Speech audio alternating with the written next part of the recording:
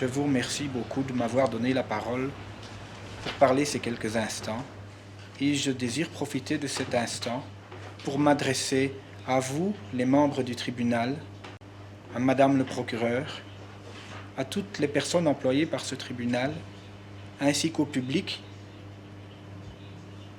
aux citoyens rwandais et belges qui pourraient m'entendre un jour, une fois, à tous les membres de la MINUAR et à toutes les familles et tous les membres des victimes du génocide de Rwanda en 1994. Je leur prie de comprendre que je regrette profondément et sincèrement ce qui s'est passé en 1994 au Rwanda. Je vous en supplie de vouloir accepter mes regrets et mes excuses pour ce qui s'est passé. Je sais qu'hélas, je ne puis rien faire d'autre que de témoigner et de faire connaître la vérité qui est horrible. Mais je suis prêt à le faire pour réparer le tort qui vous a été causé. Et je vous prie encore de m'excuser et de me pardonner. Merci, Madame la Présidente.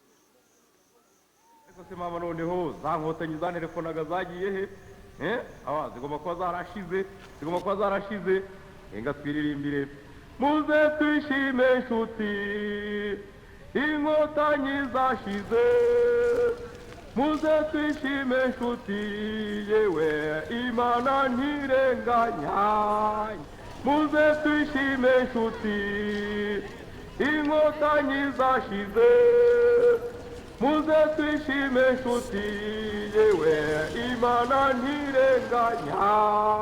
ntirenganya koko. On écoutait et on nous a dit de tuer. Et voilà l'importance de la radio. Ces paysans, ces artisans, ces Rwandais qui vivaient dans leur campagne, dans des villages, ils écoutaient la radio. Et alors tout le monde sait ici l'importance de ce que la radio disait. Et la radio des 1000 collines était la radio la plus entendue, c'était la Bible. Ce qu'on entendait à la radio, c'était ce qu'il fallait faire. Donc l'accusé d'aujourd'hui était un de ces messagers de la radio, était un de ces journalistes qui chaque jour passaient pas seulement des informations, mais ils passaient des messages, ils passaient des ordres. Et les exécutants sont là, 120 000 dans des prisons au Rwanda.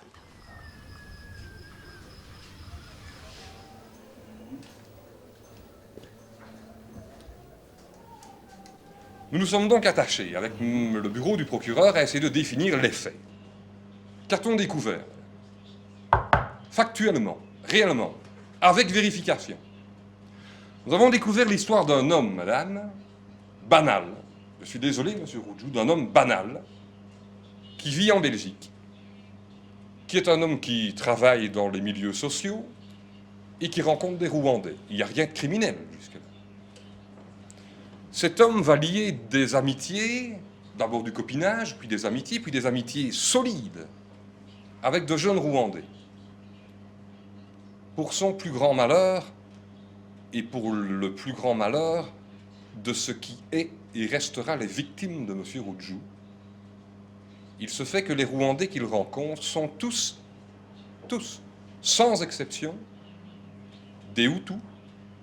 Ce n'est pas un crime d'être Hutu et ce n'est pas un crime de rencontrer des Hutus. Des Hutus du nord de la région d'où provient le président et des Hutus terriblement engagés politiquement. Il participe à 6 jusqu'à 8 réunions de la section belge du MR1D. Alors, quand même quelques mots sur ce parti politique, parce qu'on voit très bien le rôle qu'il joue au moment du génocide. Le président, pas seulement le remercie pour son activité, MRND belge, groupe belge, mais lui demande son avis. Alors, c'est pas trop dire que, alors qu'il était encore en Belgique, l'accusé Riggio devient le conseiller du président.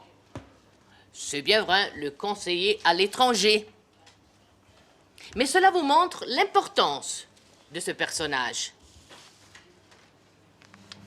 Je dois sans doute être un des conseillers politiques du roi Baudouin, feu roi, puisque je l'ai rencontré une fois dans ma vie. Peut-être aussi, effectivement, de M. Mitterrand, que j'ai eu l'occasion de rencontrer une fois dans ma vie. Et M. Roudjou, qui est un brave homme. Je ne suis pas en train de plaider la peine, madame, je ne me trompe pas. Je ne me trompe ni de style, ni de moment, ni d'instant. Va lier avec ces jeunes Rwandais, et vous le savez, celui-ci va se rendre au Rwanda, un premier voyage. Il n'y a toujours rien de criminel à l'évidence. Et c'est le coup de foudre, madame, messieurs les juges. C'est le coup de foudre avec le pays, c'est le coup de foudre avec la population. Coup de foudre réel, puisqu'il se double d'un coup de foudre pour une jeune Rwandaise. Et M. Roudjou devient une sorte de chantre du Rwanda. Il n'y a pas encore de politique, il n'y a même pas d'éléments criminels alors. Et M. Roudjou de se lier d'autant plus et de se livrer d'autant plus à ses amis rwandais se trouvant en Belgique. Et arrive, madame, messieurs, mais ce qui arriverait avec chacun d'entre nous, qu'il soit de ce côté de la barre ou de l'autre, l'intérêt venant, M. Roudjou s'intéresse à la politique rwandaise. Mais il y a de plus. Il connaît, il est toujours encore en Belgique, il connaît M. Naïmana. M. Naïmana qui est maintenant un accusé. Parce que les contacts et les rapports avec Naïmana, c'était comme personne de liaison. Cela vous montre, et lui-même le dit, février 93, on est seulement en février 93, l'accusé Roudjou n'est plus seulement un observateur, mais il est un acteur de la politique rwandaise. Et c'est lui qui le dit. Il est un acteur parce qu'il envoie du courrier, parce qu'il envoie des prises de position. Et M. Roudjou, donc, découvre le Rwanda, découvre la vie politique rwandaise à travers un crible partiel et partial. M. Roudjou ne connaît pas le Rwanda. M. Roudjou connaît le Rwanda qu'on a bien voulu lui montrer. M. Roudjou connaît le Rwanda qu'on a bien voulu lui décrire, dont on a bien voulu lui parler. Il ne connaît pas les Rwandais. Il ne connaît pas une seule personne de l'ethnie Tutsi. Cet homme va retourner dans un second voyage au Rwanda avec cette fois le sentiment qu'il doit s'engager politiquement pour ses amis rwandais. Et M. Roudjou, lorsqu'il quitte le Rwanda lors de ce second voyage, quitte ce pays avec la ferme intention de venir s'y établir. Madame, Monsieur du tribunal, c'est important. De venir s'y établir. Pas de mettre ce pays à feu et à sang, pas d'y créer un génocide ou d'y contribuer, même pas d'y mener un combat politique. Il quitte ce pays avec la ferme volonté de venir, d'y revenir épouser la Rwandaise qu'il a rencontrée, d'y fonder une famille, d'y avoir des enfants et d'y travailler. Que manque-t-il? Eh bien, madame, messieurs du tribunal, il manque tout simplement de trouver un travail. Monsieur Roudjou rentre en Belgique quelques semaines plus tard. Il est à peine rentré en Belgique qu'on lui annonce au miracle, un travail comme présentateur journaliste radio. Madame le Président, messieurs du tribunal, c'était n'importe quoi. Monsieur Roudjou n'a aucune compétence, aucune formation, ni de journaliste, ni de présentateur radio. C'est le Naïmana qui va à Bruxelles, qui le rencontre, on parle du projet de créer la nouvelle radio. Et puis, notre monsieur Ruggio achète aussi deux parts de cette RTLM. Donc, il devient même modestement propriétaire. Ils l'ont manipulé, tant en Belgique qu'au Rwanda. Ils l'ont utilisé dans un dessein criminel sans qu'ils s'en rendent compte. Madame la Présidente, c'est là la réalité de l'affaire Rougeau. On peut d'ailleurs aisément la vérifier dans les différentes étapes qui ont marqué l'implication de M. Rougeau dans le massacre rwandais de l'année 1994.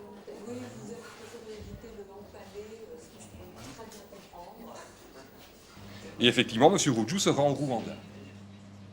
Il se rend au Rwanda pour travailler à la radio-télévision Mille Collines, dont, disons-le également, il sait qu'il s'agit d'une fausse radio commerciale.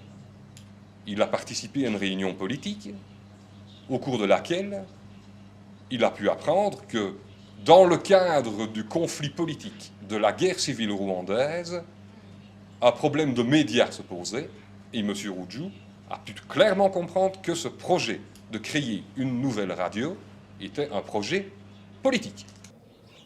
Lors de mon arrivée au Rwanda pour la dernière fois en novembre 1993, je résidais chez un ami qui habitait Kanombe, tout près de l'aéroport.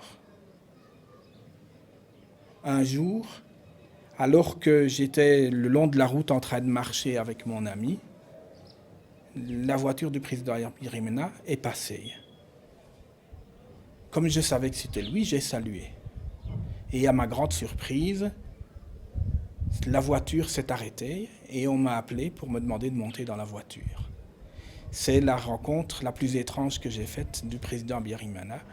M. Rougeau, sous le charme présidentiel, de voir ce cortège s'arrêter pour lui permettre d'entrer dans la voiture, détourner son itinéraire pour l'amener là où il devait aller, sort, parlez-en lui aujourd'hui encore, avec un émerveillement extraordinaire vis-à-vis du président rwandais, qui lui a dit, M. Rougeau, vous aurez des nouvelles très bientôt de votre emploi au Rwanda. Le lendemain, M. Rougeau est appelé à la radio Mille Collines. On lui signifie que l'examen qu'il faudra passer et qu'il n'a pas encore passé est déjà réussi et qu'il signera son contrat quelques jours plus tard. Nous sommes alors en janvier 1994. Rien à signaler. RAS. Nous arrivons alors en mars, Madame le Président, Messieurs du tribunal. Là, les problèmes commencent à se poser. C'est ici que les Romains s'empoignèrent. Parce que là, effectivement, Madame, Messieurs du tribunal, nous le savons, la situation politique au Rwanda devient véritablement catastrophique. En mars 1994, on assassine pour des raisons politiques au Rwanda. Et M. Rougeau reçoit effectivement des ordres de sa direction où il est appelé effectivement à adopter un langage de plus en plus dur, à intégrer des termes de Kinyarwanda qu'il ne comprend pas, qu'on lui traduit à la va-vite. C'est vrai qu'un Inyenzi serait un cancrelat. Ouais, on peut le voir comme ça. Juste avant le 6 avril, il faut se dire que on s'attendait à ce que la guerre reprenne à tout moment. D'ailleurs, on a même fait une émission avec Gaspard Gaïgui où on a expliqué aux auditeurs de la RTLM que nous pensions que la guerre allait reprendre et que cette fois-ci, la guerre serait totale, qu'il y avait des gens du FPR partout, qu'il y avait des gens qui étaient prêts à s'opposer au FPR par tous les moyens et que nous pensions que la guerre allait reprendre. Cette émission-là a été faite 10 jours seulement avant la reprise de la guerre, mais nous avions déjà annoncé que ça allait reprendre. Le début du mois d'avril va prendre naissance. Nous arrivons dans cette terrible nuit au cours de laquelle l'avion présidentiel, rentrant effectivement de Dar es Salaam, va être abattu. Je n'ai pas à m'exprimer sur cet assassinat. Monsieur Rougeau ne le sait pas. les meurtres, les assassinats commencent, que M. Roudjou est au lit. Il dort. Quand ça s'est produit, je n'étais pas chez moi. J'étais chez un ami. J'étais en train de fêter le rétablissement d'un ami et je me trouvais chez cet ami à Gassiata. Le lendemain matin, quand j'ai appris la nouvelle, le 7 avril au matin, que j'ai appris que le président avait été tué, la première chose que j'ai fait et que j'ai dit, c'est « Ah, je dois aller à la RTLM ». M. Roudjou se rend à Radio Mille Collines. Il prend connaissance là-bas de ce qui se passe à la rédaction. Vous imaginez, c'est évidemment la grosse émotion. Contrairement à ce qu'on a bien voulu écrire au sein des spécialistes du Rwanda, il n'y a pas d'appel à la mort à ce moment-là. Radio Rwanda n'émet plus que de la musique mortuaire. Le 7 avril 1994, Roudjou prend connaissance de la réelle situation. Il prend connaissance des massacres des civils. Il prend connaissance de ce qui se passe à Kigali, au Rwanda. Il prend connaissance du génocide. Il prend connaissance, et c'est le point 127 et 128 de l'accord, il prend connaissance même qu'il y a des barrages, des barrières qui sont faites pour l'identification des Tutsis en vue de leur élimination. On massacre, Madame, Messieurs les juges, à ce moment. M. Roudjou le sait. M. Roudjou nous dit, il soutient qu'à l'époque, il sait qu'on tue, il ne voit pas de cadavre. Mais l'accusé, lui, il est amené dans un camp militaire, le camp Kigali. Il est protégé. Il porte une uniforme. Il reçoit un pistolet, mais pas seulement. Il a aussi une voiture avec un chauffeur garde du corps. Et il peut circuler librement dans la ville de Kigali parce qu'il a aussi un laisse-passer affiché sur sa voiture. Alors, Madame la Présidente, Monsieur le juge, croyez-vous que si l'accusé Roudjou était ce que veut nous faire croire la défense, les militaires auraient dû le protéger comme ça? Croyez-vous que si les messages qui passaient à la radio avaient tellement peu d'importance qu'on devait s'occuper de telle manière de ce journaliste étranger? M. Roudjou déclare effectivement que durant ces 3 jours passés à Camp Kigali, il est invité à se rendre à une visite organisée par l'armée. Visite de la ville de Kigali, à destination de la presse rwandaise, pas internationale. On n'est pas plus fou au Rwanda qu'ailleurs. M. Roudjou voit l'horreur telle qu'il est difficile de l'imaginer. Des centaines, sans doute des milliers de cadavres, de pauvres gens qu'on a tués dans des conditions abominables, que l'on a jetés dans même pas une fosse commune, que l'on a jetés à travers champs, que l'on a stockés après les avoir ramassés.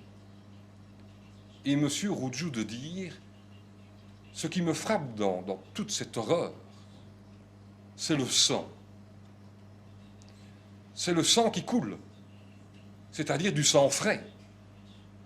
M. Roudjou qui a accepté jusque-là cette idée qu'on tue des gens parce qu'il y a une émotion, parce qu'on a tué le président, que c'est la part d'ombre du combat politique, qu'on a tué des gens parce qu'on ne savait pas faire autrement, que c'est un dérapage, comprend ce jour-là. Nous sommes alors entre le 12 et peut-être maximum le 15 avril. Qu'on tue systématiquement, sans merci, hommes, femmes, enfants, parce qu'ils sont Tutsis. On tue ces gens parce qu'ils ont eu le malheur simplement de naître un jour et de naître Tutsis. M. Roudjou voit ces gens. Il n'y avait pas un cadavre de combattants. C'est un amas de corps, de femmes, d'enfants, de vieillards, mutilés, tués dans des conditions abominables. M. Roudjou, qui a un incident avec un des militaires sur place, va rentrer à Camp Kigali. Et on lui annonce qu'il doit retourner à Radio Mille Collines. Il a repris son travail, mais Habimana, au qui il avait raconté ce qu'il avait vu, il lui a dit « Monsieur Ridjo, ça vous appartient de faire un choix. Vous pouvez continuer ou vous pouvez laisser le pays. » Alors, ça c'est important, parce qu'à ce moment-là, l'accusé Ridjo peut faire un choix. Et le choix, il l'a fait. Il a fait son choix, il continue. J'allais fuir pour aller où? Pour faire quoi? Je suis resté en me disant que c'était la moins mauvaise des solutions. Mais fuir, je me serais fait tuer par le FPR. Ou, si je n'étais pas tué par le FPR, je me serais fait arrêter et traduire en justice sans ménagement par les militaires belges, qui m'accusaient d'avoir déclaré que c'était les militaires belges qui avaient tué le président.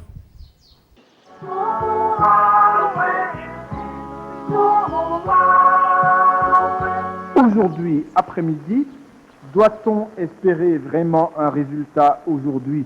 Le général Dallaire, lui, l'espère, mais vous savez, le général Dallaire est un Ingotagni déguisé. Il faut un cessez-le-feu, un vrai, un bon, que le FPR retourne d'où il vient. Il ne leur reste plus qu'à se dissoudre, qu'à disparaître rapidement, car les foudres du peuple et les foudres de Dieu vont s'unir pour leur apporter le châtiment qu'ils méritent. Le péché est mortel.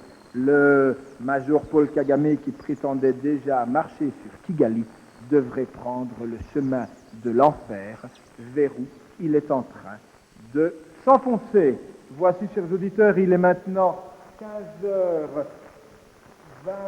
15h24 à Kigali, dans le blindé de la RTLM. Nous vous quittons pour aujourd'hui. Je cède la place à mon collègue Habimana Kantano, qui a lui aussi énormément d'informations à vous faire part.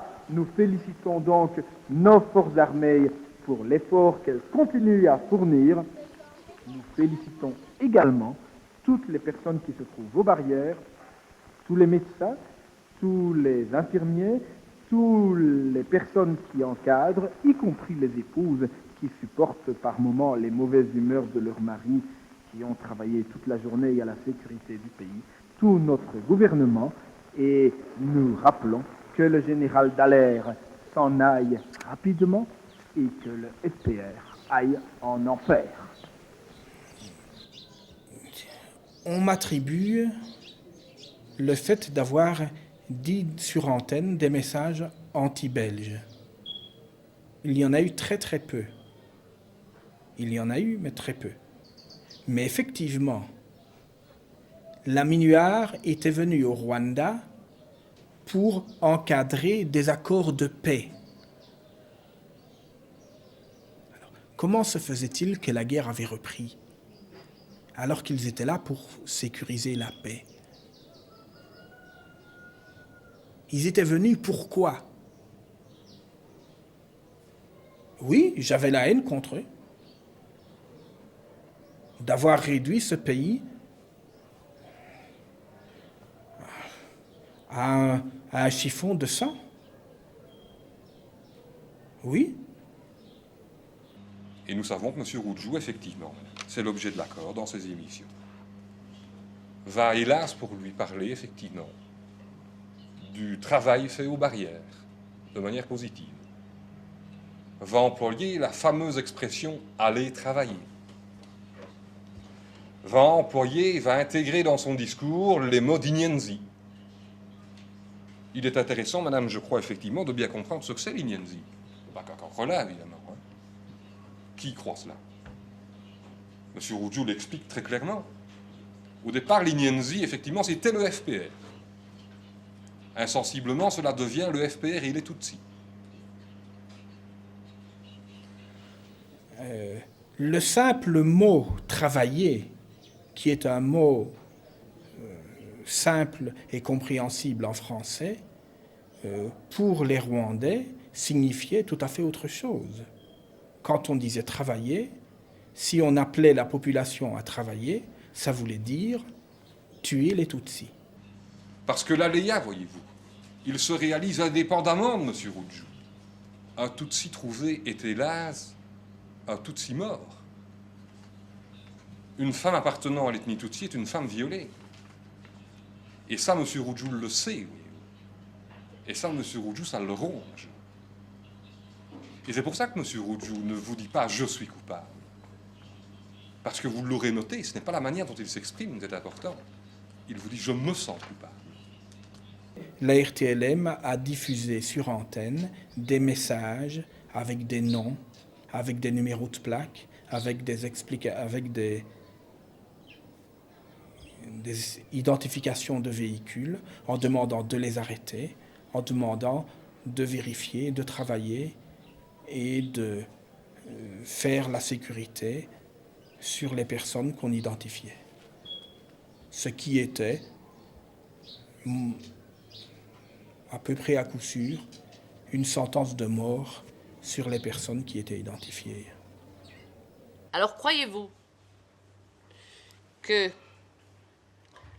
ce journaliste Rudjou, qui trouve hospitalité dans l'hôtel Diplomate à Kigali, en avril, jusqu'au 4 juillet, il est dans l'hôtel des diplomates où il y a tous les ministres, tous les hauts politiciens et tous les hauts militaires. C'était l'hôtel des hauts responsables politiques militaires de ce pays. Le gouvernement intérimaire était là. Et Rudjou aussi y était.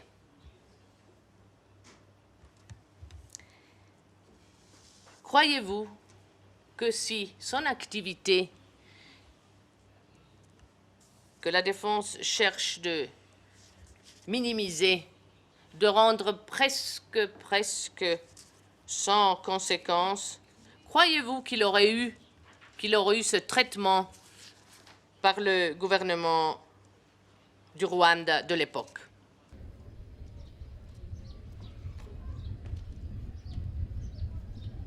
Le 14 juillet 1994, j'ai quitté le Rwanda pour me réfugier au Zaïre.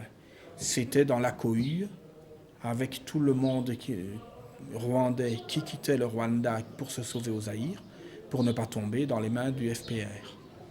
Au début du mois d'octobre, je suis allé visiter les camps de réfugiés en Tanzanie. Puis je suis revenu à Bukavu, après un mois.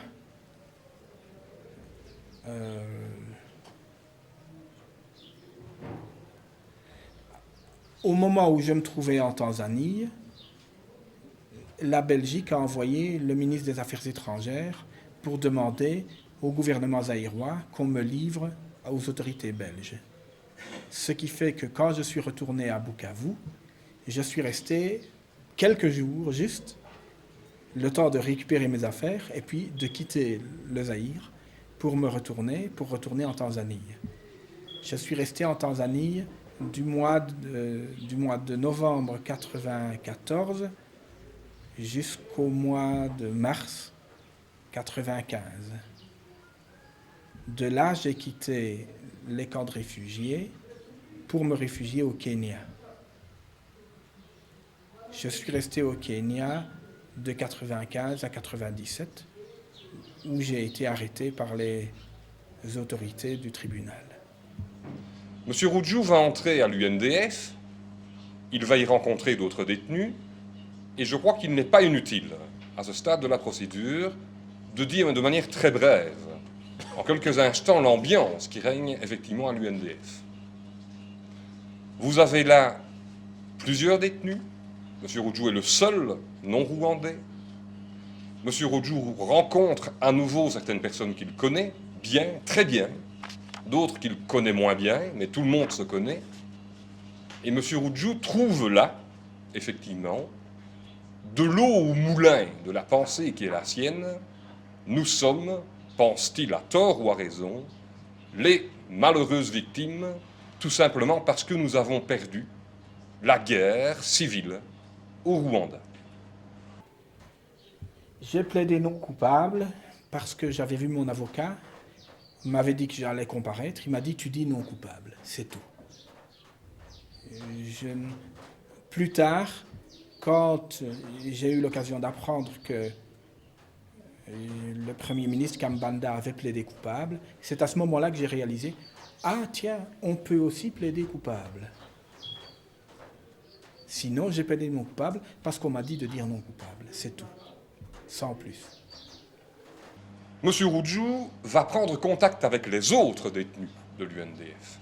Il faut savoir que l'UNDF a cette particularité dans son organisation interne, plus ou moins apparente ou plus ou moins discrète, d'avoir une organisation interne aux détenus qui se réunissent dans des groupes de réflexion, dans des groupes politiques, qui se font des conférences, qui se soutiennent.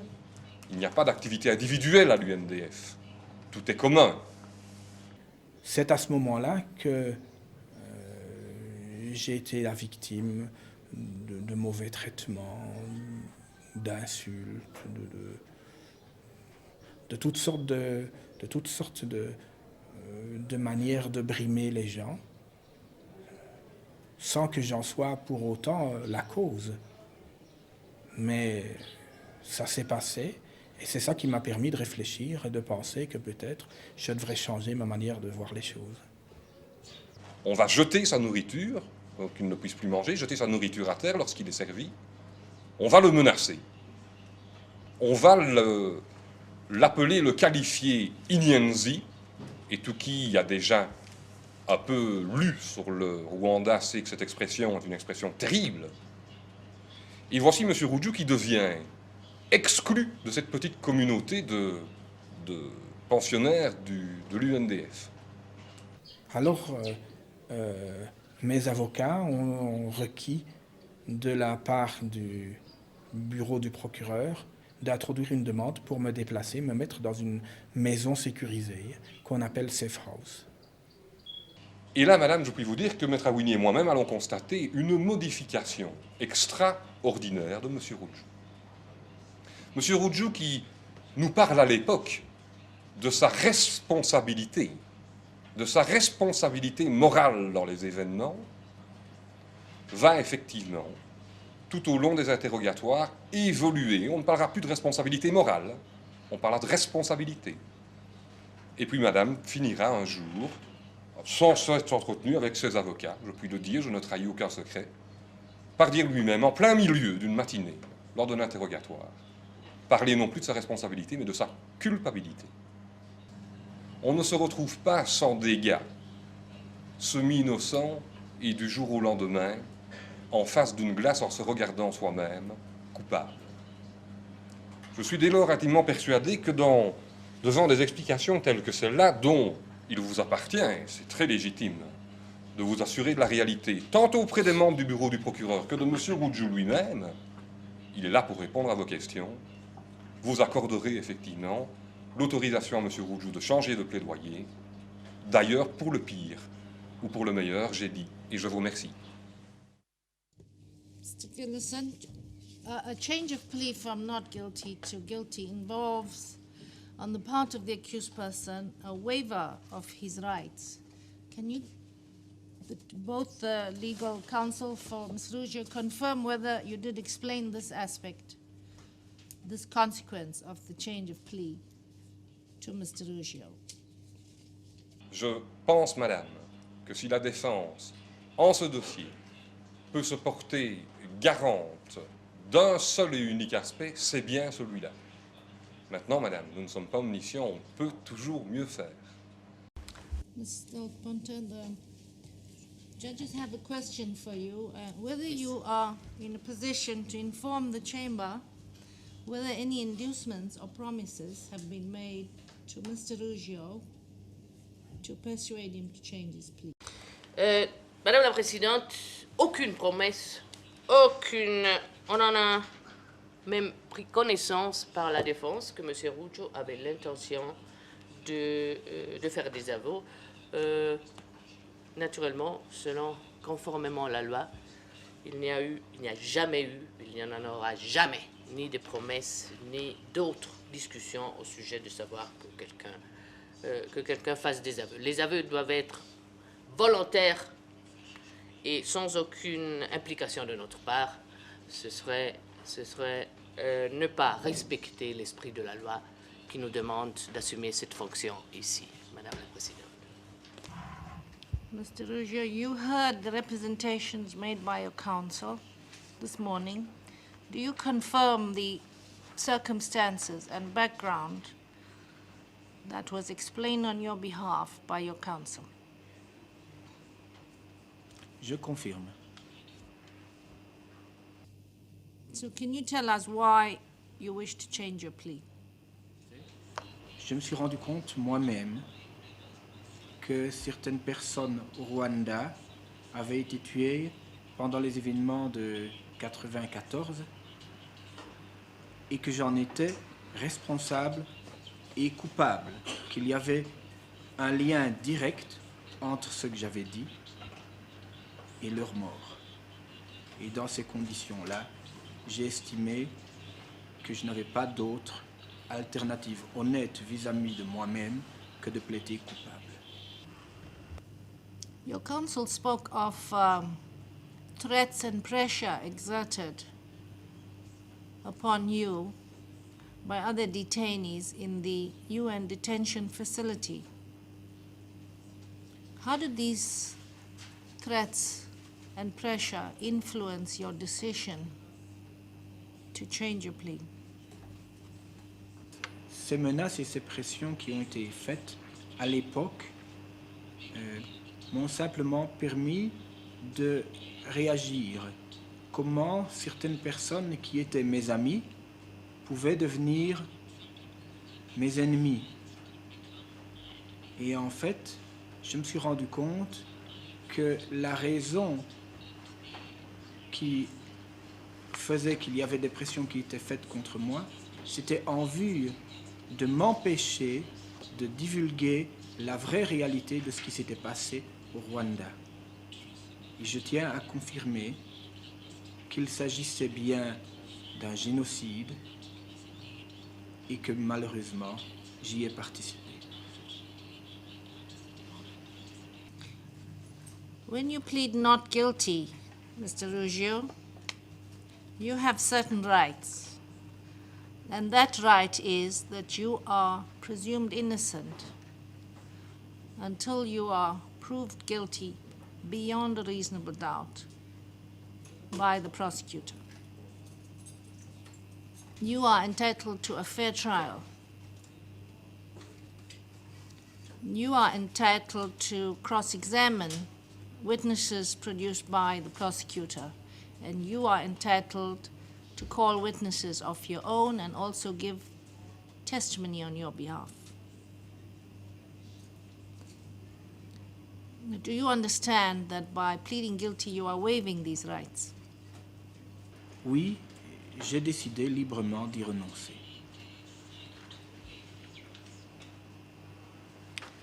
Mr. Ruggiero, in respect of count 1, direct and public incitement to commit genocide stipulated in Article 2(3)(c) of the statute, how do you plead?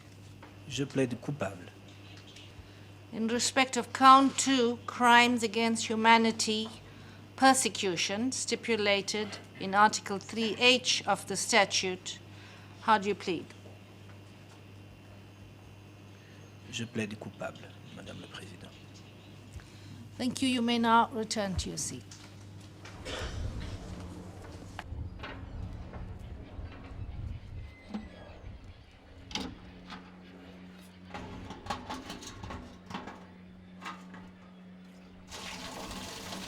Je crois que quand on accuse quelqu'un d'incitation au génocide, c'est quelque chose de grave. Je l'ai accepté parce que ça correspond à la réalité. Je ne pense pas que mon honneur ait grandi de ce que j'ai fait entre le 6 avril et le 14 juillet 1994. Au contraire. Je pense que j'aurais mieux fait de m'abstenir.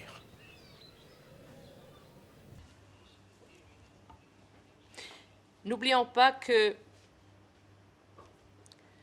la position de responsabilité pénale de Ruggiero selon le Rwanda, il est dans la liste de première catégorie. La première liste, ça équivaut, selon la loi du Rwanda, à la peine de mort. Heureusement, on n'a pas la peine de mort, mais cela veut dire, si on passait au procès, si on aurait dû apporter toutes les preuves, notre requête de peine aurait été la réclusion à vie. Parce que pour le génocide, il y a une seule requête de peine.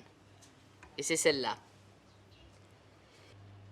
Par ailleurs, le bureau du procureur reconnaît que M. Roujou s'est adressé à maintes reprises aux personnes, et notamment les miliciens qui gardaient les barrages, pour leur demander de ne pas consommer de la drogue ou de l'alcool, afin, sans doute, de limiter un tant soit peu les actes excessifs ou incontrôlés.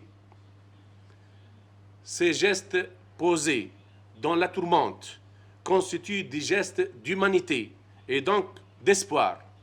L'espoir, Madame la Présidente, Monsieur le juge, l'espoir d'un homme qui, en raison des actes qui sont les siens, entend se racheter. Mais en considérant la situation telle qu'on la voit dans l'accord qui a été stipulé, telle qu'on l'examine sur la documentation qui est à notre disposition, en tenant compte des atténuations et des aggravants de peine, j'estime qu'une condamnation de 20 ans de réclusion soit la juste peine pour les crimes commis par l'accusé Riju. Il nous apparaît que la particularité du cas de M. Roujou, et ce n'est pas de l'impertinence, nécessite qu'il soit répondu préalablement à la question suivante.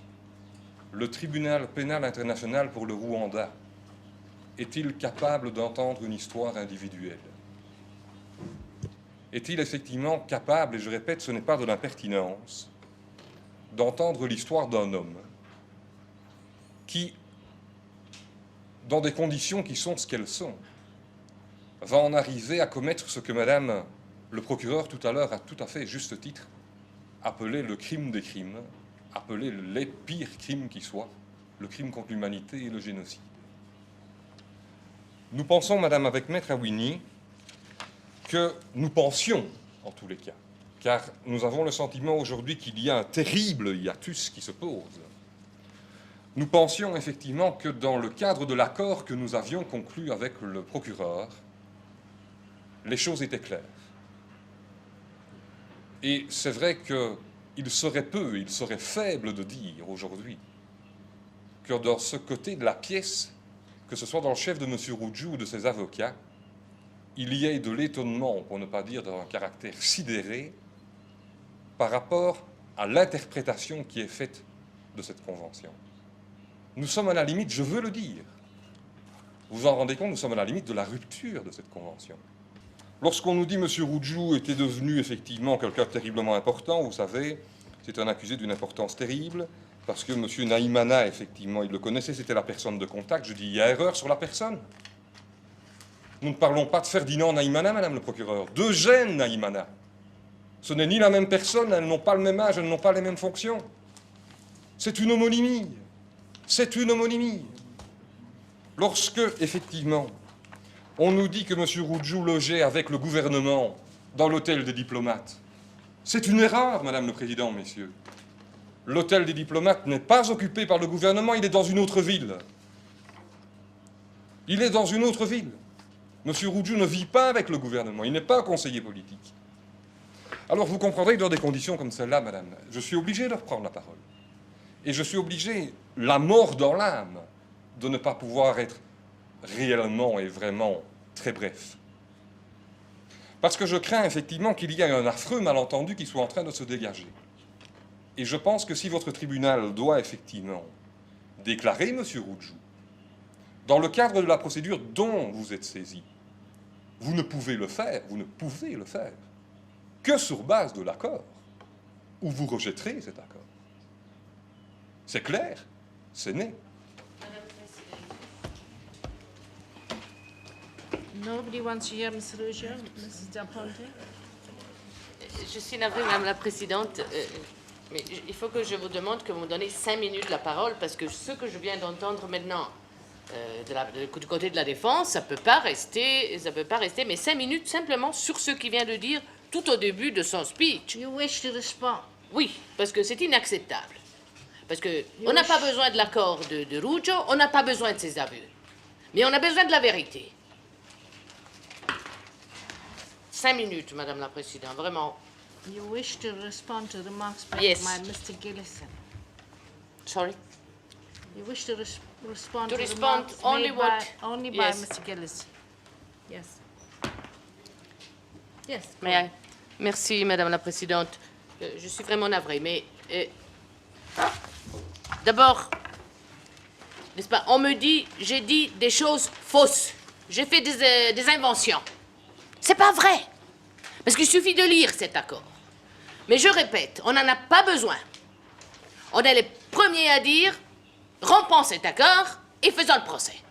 Tant mieux. Parce qu'on demandera la réclusion à vie. N'est-ce pas? Parce que c'est du génocide.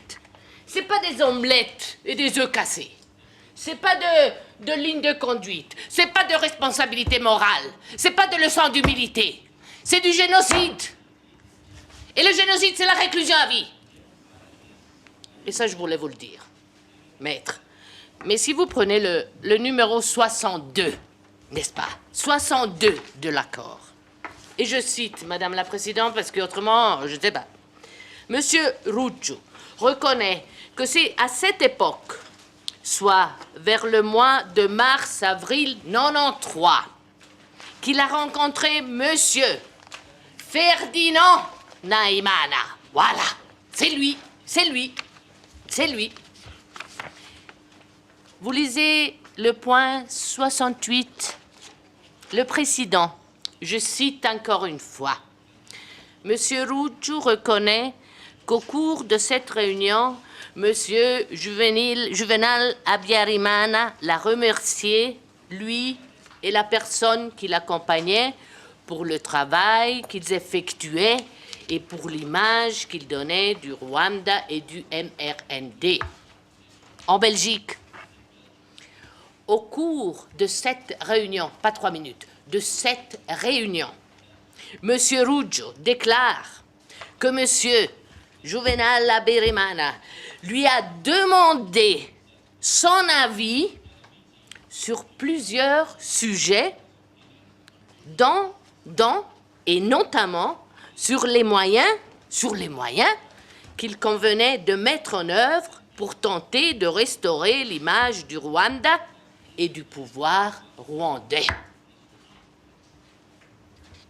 Cela nous a fait dire, Madame la Présidente, qu'à ce moment-là, il conseillait le président du Rwanda sur des hauts problèmes politiques de pouvoir politique. Et c'est écrit noir sur blanc. Je ne crois pas, madame, que cet homme qui avait 36 ans à l'époque, 36 ans à l'époque, avec un niveau d'instruction que nous lui connaissons, une guerre très élevée, on puisse exiger de lui d'avoir été un héros, on puisse lui reprocher de ne pas l'avoir été, ni, et je tiens à le dire, à ne pas avoir su, lui et lui seul, contre toute la communauté internationale, qu'un génocide allait se préparer au Rwanda. Car c'est cela que j'ai entendu tout à l'heure. Il aurait soi-disant été au centre de l'information en Belgique. Allons donc. Le dossier Rougeau, Madame le Président, messieurs du tribunal, c'est une leçon de modestie, c'est une leçon d'humilité pour nous tous. Et tant pis pour ceux qui ne l'ont pas compris. Vous punirez M. Rougeau parce qu'il le mérite. Je suis intimement persuadé que vous n'adopterez sûrement pas de peine ridicule parce qu'insuffisante, ni de peine excessive. Vous adopterez une peine justement proportionnée et individualisée.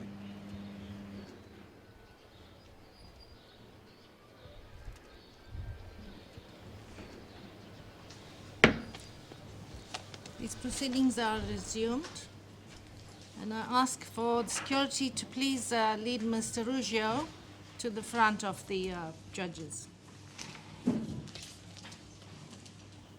Mr. Ruggiero, the court finds you guilty of the crimes of direct and public incitement to commit genocide and of crimes against humanity persecution. In punishment of the above-mentioned crimes, this chamber sentences you, George Ruggiero, born on 12 October 1957 in Verviers, Liège, Belgium, to count 1, direct and public incitement to commit genocide, a term of 12 years imprisonment. And on count 2, crime against humanity persecution, a term of 12 years imprisonment. The chamber decides that you shall serve these 2 sentences concurrently. This brings us to the end of our proceedings, and I ask security to escort Mr. Ruggiero back to his seat. So this then brings us to the close of our proceedings. The court adjourns. All rise.